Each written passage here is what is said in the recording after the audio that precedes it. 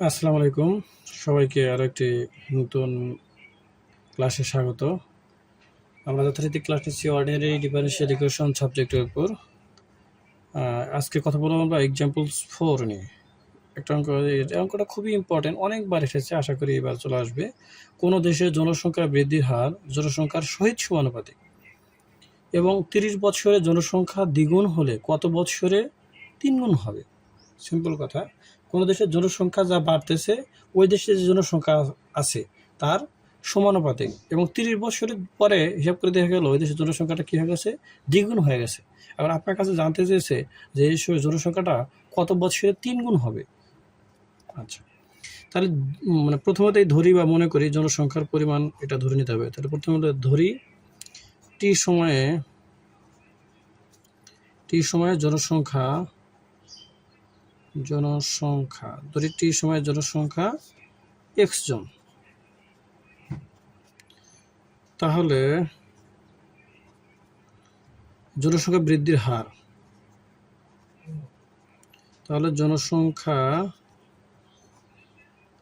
বৃদ্ধির হার, জনসংখ্যা বৃদ্ধির হারকে কি বলা হবে? ডিএক্স বাই ডিটি বলা হবে। অর্থাৎ জনসংখ্যার যে বৃদ্ধির হার সেটা হলো কি ডিএক্স বাই ডিটি। এখন আমার প্রশ্ন বলছে জনসংখ্যা বৃদ্ধির হারটা ওই দেশের জনসংখ্যার সাথে ওই দেশের জনসংখ্যার সমানুপাতিক। তাহলে প্রশ্ন মতে বা শর্ত মতে লিখতে পারেন, প্রশ্ন মতে যে জনসংখ্যা যে হার ছিল ডিএক্স বাই ডিটি, ওইটা কার সমানুপাতিক? জনসংখ্যার সমানুপাতিক। জনসংখ্যা এক্স আর জনসংখ্যা বৃদ্ধির হার কি ডিএক্স বাই ডিটি, এই দুইটা কি সমানুপাতিক। এবার তাহলে আপনার সমানুপাতিক ধ্রুবক উঠায় দেন, তাহলে সমানুপাতিক ধ্রুবক উঠায় দিলে হবে ডিএক্স বাই ডিটি সমান কে এক্স। এটাই।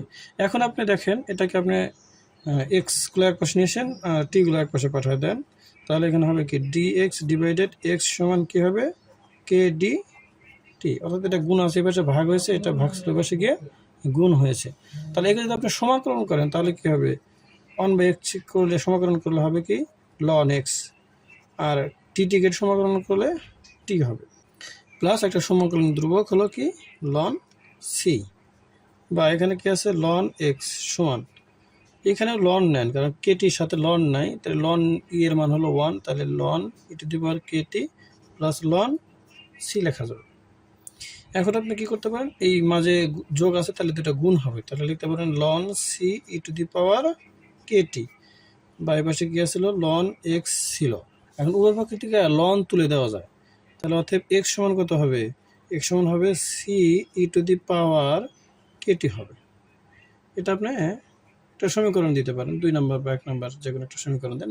এটা 1 নম্বর সমীকরণ দিয়ে দিলাম। তাহলে এতটুকু আপনারা আশা করি ক্লিয়ার। এখন দেখেন এই যে সময় যে আমরা কাউন্ট করি নাই, তাহলে এই সময় কত? টি সমান কত? 0। 30 বছর পরে সে আমাদের দ্বিগুণ হয়েছে, কিন্তু যখন আজকে যদি আমি হিসাব করি আজকে আমাদের সময় কত? 0। তাহলে আপনার যদি টি সমান যখন, তাহলে আপনার যখন টি সমান কি ছিল? 0 ছিল। যখন টি সমান কি ছিল? 0 ছিল, তখন জনসংখ্যা কজন ছিল? তখন টি সমান 0 হলে তখন জনসংখ্যা ধরেন একজন ছিল, তখন জনসংখ্যা ধরে নেন আপনি, তখন জনসংখ্যা ছিল এন জন ছিল, ধরো এন ছিল আর কি। তাহলে এখানে ধরি এটা লিখে দেন বেশি ভালো হয়, যে ধরি টি সমান 0 তখন জনসংখ্যা এন ছিল, অতএব টি সমান 0 হলে এক্স সমান কত জন? টি সমান 0 হলে এক্স সমান কত জন? এন জন, এক্স সমান এন, এক্স সমান কত? এন। তাহলে এই 1 নম্বর যে সমীকরণ আছে, 1 নম্বর সমীকরণে এই মানগুলো বসায় দেন। সরি, ফোন চলে আসছিল। তাহলে আমরা কি করব? টি সমান 0 হলে এক্স সমান এন, তাহলে টি এই 1 নঙে আমরা এই সি সমান এন বসাবো। তাহলে 1 নঙে কী করবো আমরা? সি সমান এন। সি সমান যদি এন হয়, কনস্ট্যান্ট জানি না কত সময়, সি সমান এন এবং এক্স সমান, তাহলে কী হবে? সি সমান এন হলে তাহলে আমরা 1 নম্বর যে আমাদের সমীকরণ ছিল যে এক্স ইকুয়াল টু সিটি, তাহলে এক্স ইকুয়াল টু কী লেখা যাবে? সি এর পরিবর্তে এন বসাবো, তাহলে এন ই টু দি পাওয়ার, তাহলে যে এই সমীকরণে কী লেখা যাবে? যে x equal to n, c এর পরিবর্তে এন বসাইছি, তাহলে ই to the power k T, E to the power k টি হবে। ওরা 2 নম্বর সমীকরণ দিয়ে রাখলাম। কত নম্বর দিয়ে রাখলাম? 2 নম্বর সমীকরণ দিয়ে রাখলাম। এখন আমাদের প্রশ্নে বলছে যে টি সমান যখন 30 হলে এক্স দ্বিগুণ হবে, অর্থাৎ টি সমান যদি 30 হয় তাহলে এক্স এর মান কত হবে, আমাদের দ্বিগুণ হয়ে যাবে। তাহলে টি সমান 30 হলে জোড় সংখ্যা এক্স এর মান কত হয়ে যাবে, দ্বিগুণ হয়ে যাবে। এক্স এর মান কী হবে, দ্বিগুণ। তাহলে আগে ছিল কত এন, তারপরে হয়ে যাবে কত 2n হবে। তাহলে এই মানগুলো আপনি এখন কী করেন, 2 নংয়ে বসান। তাহলে 2 নং সমীকরণে এই মানগুলো অ্যাপ্লাই করে দেন।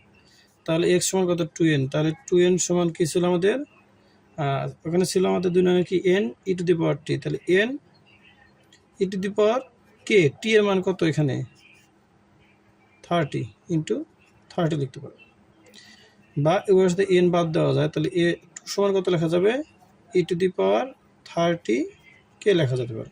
ওই ভাষা আপনি লন নিয়ে নেন, তাহলে কি লেখা যাবে, লন 2 সমান কত, লন ই টু দি পাওয়ার 3 কে লেখা যাবে।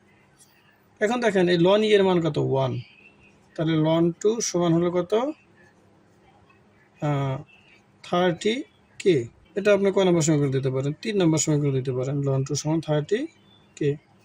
আচ্ছা, আবার এখানে বলছে যে কত সময় পর জনসংখ্যা 3 গুণ হবে। তাহলে যখন ধরেন আপনি যে টি সময় পর জনসংখ্যা কয় গুণ হবে, জনসংখ্যা এক সমান কয় গুণ হবে, আপনার ধরেন 3 গুণ হবে।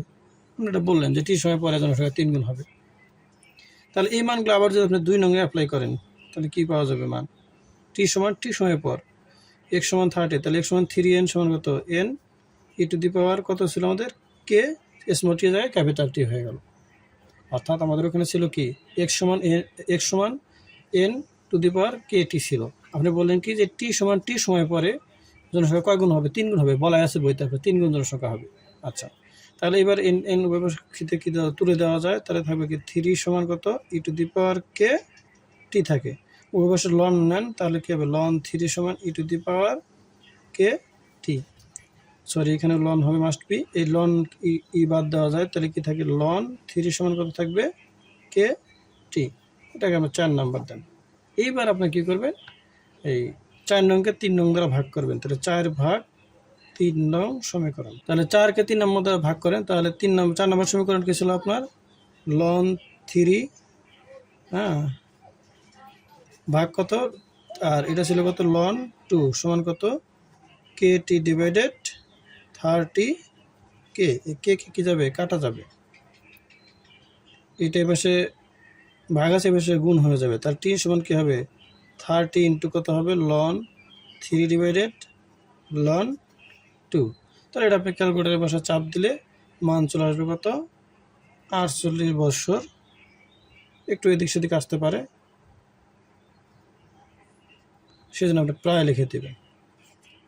অর্থাৎ 48 বছর, সরি দেখতে পারেন আপনারা। তাহলে টি সমান কত, এটা ভাগ আছে এপাশে কী হয়ে গেছে, এটা ভাগ আসলে এপাশে গিয়ে এসে গুণ হয়েছে, গুণ লন 3 ডিভাইডেড 2। এই লন 3 ডিভাইডেড 2 ক্যালকুলেটারে তুলে, সাইন্টিফিক ক্যালকুলেটারে তুলে চাপ দেবেন, দেখবেন আসবে হলো 48 বা 47.7 আসতে পারে, বা 48.7 আসতে পারে। তাহলে আপনি এটা লিখবেন কত 48 বছর প্রায়। অঙ্কটা খুবই ইম্পর্টেন্ট, এই অধ্যায়ের অঙ্কগুলো সবগুলো ভালোভাবে করে দেবেন, ভালোভাবে অনুশীলন করবেন। এখান থেকে অঙ্ক মাস্ট বি আসবে, 2টা আসে, 1টাও আসে। একটা চ্যাপ্টার করলে আপনি 2 থেকে বা 2টা বা 1টা অঙ্ক ইজিলি কমন পেয়ে যাবেন। আশা করি বুঝতে পেরেছেন। No more today. আল্লাহ হাফেজ।